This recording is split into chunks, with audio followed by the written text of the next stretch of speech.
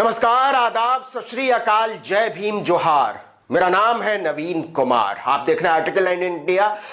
और आगे बढ़ने से पहले मैं आपसे अपील करना चाहता हूं कि हमारे चैनल को लाइक कर दीजिए, सब्सक्राइब कर दीजिए, फॉलो कर लीजिए। हमारी पत्रकारिता को यही आपका योगदान होगा। और अब पत्रकारों के लिए एक अच्छी खबर है, ऐसे लोगों के लिए जो खबर नवीसी करते हैं, लोगों तक सूचनाएं पहुंचाते हैं, उनके लिए सुप्रीम कोर्ट से एक अच्छी खबर आई है। क्योंकि सुप्रीम कोर्ट ने कहा है कि सरकार की आलोचना करना, उसकी नीतियों को क्रिटिसाइज करना, उसे गलत ठहराना कहीं से भी कोई देशद्रोह की बात नहीं है। कहीं से भी आप यह नहीं कह सकते कि पत्रकार दो समुदायों को या तीन समुदायों को आपस में भड़काने का काम कर रहे हैं, उन पर आप इस तरह के मामले दर्ज नहीं कर सकते हैं। मेघालय की पत्रकार पैट्रिशिया मुखीम के मामले में सुप्रीम कोर्ट ने साफ साफ कहा है, उनके खिलाफ एफआईआर दर्ज हुई थी। वो शिलोंग टाइम्स की संपादक हैं और उनके खिलाफ मामला दर्ज किया था मेघालय की पुलिस ने समुदायों को आपस में भड़काने का। क्यों? क्योंकि उन्होंने शिलोंग में नॉन ट्राइबल यानी गैर आदिवासी नौजवानों पर हमले का विरोध किया था। उन्होंने एक फेसबुक पोस्ट लिखी थी और उस पर कहा था कि गैर आदिवासी लोगों पर हमला दरअसल सरकार की नाकामी है, क्योंकि संविधान गारंटी देता है कि इस देश के नागरिक कहीं भी अपनी मर्जी से जा सकते हैं, आ सकते हैं, और सरकार यानी स्टेट का काम है उनको सुरक्षा देना। पैट्रिशिया मुखीम ने कहा था कि सरकार अपनी जिम्मेदारी निभाने में नाकाम हो गई है। यह बात मेघालय की सरकार को इतनी बुरी लगी कि उन्होंने शिलोंग टाइम्स की पैट्रिशिया मुखीम के खिलाफ मुकदमा ठोक दिया। मुकदमा क्या ठोका? लोगों को भड़काने का।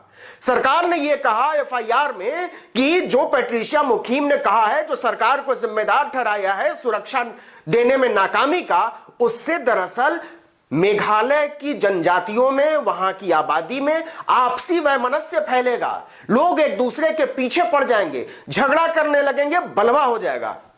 पैट्रिशिया मुखीम ने पहले वहां की स्थानीय कोर्ट में मुकदमा लड़ा और उसके बाद वो पहुंची सुप्रीम कोर्ट, और सुप्रीम कोर्ट ने फैसला सुनाया है कि पैट्रिशिया मुखीम के खिलाफ जो मामला दर्ज किया गया है, जो एफआईआर दर्ज की गई है, उसको रद्द किया जाए। क्योंकि जिस आधार पर उसे दर्ज किया गया है उसका प्रेमाइस ही गलत है, वो आधार ही गलत है, उसका कोई तुक ही नहीं बनता। सुप्रीम कोर्ट ने साफ साफ कहा है कि किसी पत्रकार को, किसी भी नागरिक को, किसी भी समूह को, किसी भी मानवाधिकार संगठन को सरकार की आलोचना से नहीं रोका जा सकता। सरकार की आलोचना का मतलब देशद्रोह नहीं है। सरकार की आलोचना का मतलब लोगों को भड़काना नहीं है। सरकार की आलोचना का मतलब देश, राज्य, सूबे या समाज को नीचा दिखाना नहीं है। यह पत्रकारों का अधिकार है। यह आर्टिकल 19 है, खुलकर बोलना, अपनी बात को सामने रखना, अपनी आवाज उठाना, जिसकी बात हमेशा प्रशांत भूषण करते रहे हैं और जिस मामले में उन्होंने सुप्रीम कोर्ट के चीफ जस्टिस की आलोचना के बाद यह मुकदमा लड़ा, उसके बारे में हमने आपको आर्टिकल 19 पर विस्तार से दिखाया था कि कैसे उन्होंने मोटरसाइकिल की सवारी करने पर एक पोस्ट लिखी और उसके बाद मामला सुप्रीम कोर्ट पहुंचा, अवमानना का मुकदमा चला और ₹1 का सिक्का देकर प्रशांत भूषण बरी हुए। आर्टिकल 19 एक बहुत कीमती चीज है। हर एक नागरिक के हाथ में एक अधिकार है, एक औजार है कि वो बोल सकता है, खुलकर बोल सकता है। संविधान निर्भय होकर बोलने की गारंटी देता है। यह आर्टिकल 19 अभिव्यक्ति की आजादी। आप बता सकते हैं कि आप कैसे सोचते हैं इस देश के बारे में, समाज के बारे में, दुनिया के बारे में, व्यक्ति के बारे में, सरकार के बारे में। और यह तब तक अपराध नहीं है, यह तब तक गुनाह नहीं है जब तक आप किसी की भावनाओं को आहत नहीं करते, जब तक आप किसी की बेइज्जती नहीं करते, जब तक आप अदालत की तौहीन नहीं करते। सुप्रीम कोर्ट ने यही कहा है कि सरकार की आलोचना देश की तौहीन नहीं है, सरकार की आलोचना इस देश के लोगों की तौहीन नहीं है, और सरकार की प्रशंसा करने के लिए पत्रकार बाध्य नहीं है। मतलब पत्रकारों के लिए सुप्रीम कोर्ट से जो खबर आई है वो कमाल की खबर है, वो बहुत शानदार खबर है, वो बहुत राहत पहुंचाने वाली खबर है। क्योंकि हमने इतिहास में देखा है कि नमक रोटी खाने की खबर दिखाने वाले पत्रकार के खिलाफ भी मुकदमा दर्ज कर दिया जाता है, उस पर लोगों को भड़काने का मुकदमा दर्ज किया जाता है, सरकार को नीचा दिखाने का मुकदमा दर्ज किया जाता है और गिरफ्तारियां तक हुई हैं। हमने बार बार देखा है कि हाथरस में जो हुआ था उसके आरोप में एक केरल के पत्रकार अभी भी जेल में बंद हैं। उन पर वहां के बहुत गंभीर धाराओं में, उत्तर प्रदेश की बहुत गंभीर धाराओं में उन पर मुकदमा दर्ज किया गया है। वो देशद्रोह के आरोपों का मामले का सामना कर रहे हैं। लेकिन सुप्रीम कोर्ट से जो खबर आई है उससे ऐसे तमाम पत्रकारों को बहुत राहत मिलेगी। ये एक नजीर बनेगा, हम ऐसा विश्वास करते हैं, क्योंकि हम जैसे लोगों को सुप्रीम कोर्ट से ऐसे निर्देशों की बड़ी जरूरत महसूस होती है, ताकि हम जोखिम लेकर, अपनी जान पर खेलकर आपको जो बता रहे हैं, हम जो सरकार की आलोचना कर रहे हैं, या कहें हम जो आईना दिखा रहे हैं कि दरअसल लोग ऐसे सोचते हैं।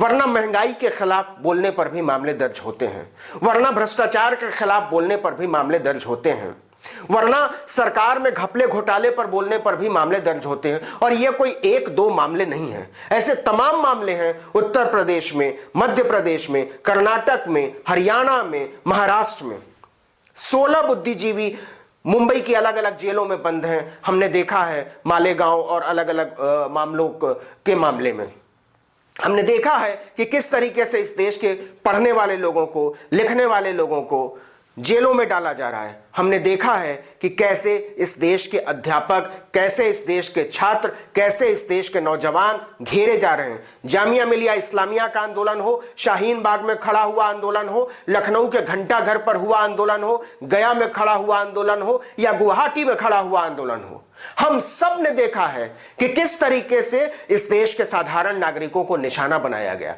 हम सब ने देखा कि किस तरीके से उत्तर प्रदेश में बड़े बड़े पोस्टर चिपकाए गए, उनके नाम लिखकर, चेहरे लगाकर, और कुर्की जब्ती के आदेश सार्वजनिक किए गए, जिन पर बाद में हाईकोर्ट ने, इलाहाबाद हाईकोर्ट ने रोक लगाई और कहा कि सरकार ऐसा नहीं कर सकती, क्योंकि यह लोगों की अभिव्यक्ति की आजादी का खुल्लम खुल्ला उल्लंघन है। आप कानून बनाकर भी लोगों से अभिव्यक्ति की आजादी नहीं छीन सकते। यह संविधान का मौलिक अधिकार है, इसे किसी भी तरीके से कर्टेल नहीं किया जा सकता, छोटा नहीं किया जा सकता, इसे कमतर नहीं किया जा सकता, इसकी तौहीन नहीं की जा सकती, इसको दरकिनार नहीं किया जा सकता। इसलिए शिलांग की पैट्रिशिया मुखीम के बारे में सुप्रीम कोर्ट ने जो कहा है वो अपने आप में एक बहुत बड़ा फैसला है, एक ऐतिहासिक निर्देश है सुप्रीम कोर्ट की तरफ से। और इससे पत्रकारों को, सामान्य नागरिकों को, वकीलों को, या ऐसे लोगों को जो लोग किसी न किसी वजह से सरकार की आलोचना करते हैं, किसी न किसी तरीके से लोगों के सताए जाने के खिलाफ हैं, शोषण के खिलाफ हैं, दलितों, पिछड़ों, आदिवासियों के लिए बोलते रहते हैं, पसमानदा के लिए बोलते रहते हैं, सरकार के भ्रष्टाचार के खिलाफ बोलते रहते हैं, उसकी नीतियों के खिलाफ बोलते रहते हैं, उनको बहुत ताकत मिलेगी। और यह ताकत बहुत जरूरी है आज के दौर में। हमको इसका सम्मान करना चाहिए, हमें इंतजार था, और इसके लिए सुप्रीम कोर्ट बधाई का पात्र है। इस वीडियो में इतना ही, लेकिन अगर आपने आर्टिकल 19 इंडिया को अब तक सब्सक्राइब नहीं किया तो फौरन कर दीजिए, बेल आइकॉन दबाइए, घंटी जैसी आकृति, लाइक कीजिए और कमेंट करके बताइए हमारा वीडियो आपको कैसा लगा। अपने दोस्तों, परिचितों, रिश्तेदारों, समूहों में, व्हाट्सएप, इंस्टाग्राम, फेसबुक, ट्विटर पर हमारे वीडियो लिंक्स को शेयर कीजिए, साझा कीजिए। और हां, हमारा फेसबुक पेज आप जानते हैं, आर्टिकल 19 इंडिया, उसको भी लाइक कर दीजिए। वीडियो को तो लाइक कीजिए, हमारे पेज पर जाइए और लाइक और फॉलो कर लीजिए। नमस्कार।